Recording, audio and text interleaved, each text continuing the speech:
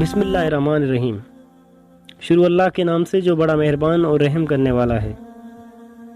ایک شخص نے اپنے بیٹے سے وصیت کرتے ہوئے کہا، بیٹا میرے مرنے کے بعد میرے پیروں میں یہ پھٹے پرانے موزے پہنا دینا۔ میری خواہش ہے کہ مجھے قبر میں اسی طرح اتارا جائے۔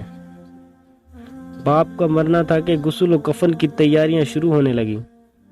چنانچہ حسب معمول بیٹے نے عالم دین سے وصیت کا اظہار کیا، مگر عالم دین نے اجازت نہ دیتے ہوئے فرمایا کہ دین میں میت کو صرف کفن پہنانے کی اجازت ہے۔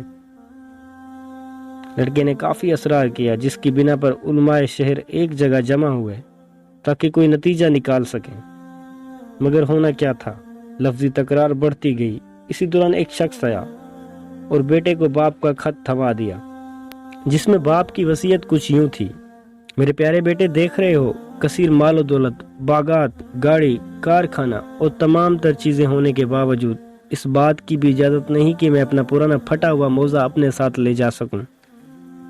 ایک روز تمہیں بھی موت آئے گی، تم آگاہ ہو جاؤ، تمہیں بھی ایک کفن ہی ملے گا، لہٰذا کوشش کرنا جو دولت میں نے تمہارے لیے وراثت میں چھوڑی ہے اس سے استفادہ کرنا، اسے اللہ کی راہ میں خرچ کرنا، بے سہاروں کا سہارا بننا۔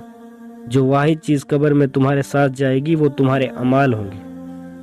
دوستو، ہم یہ کیوں بھول گئے ہیں کہ ہمیں مرنا ہے، ہمیں اس دنیا کو چھوڑ کر جانا ہے۔ نہ پیسہ کام آئے گا، نہ شہرت کام آئے گی، نہ ہی عزت کام آئے گی، تو پھر ہمیں کس بات کا اتنا غرور ہے کہ ہم نے مسجدوں کو بسانا ہی چھوڑ دیا، ماں باپ کی قدر ہی بھول گئے، تلاوت قرآن پاک تو 100 میں سے 10 بندے بھی نہیں کرتے۔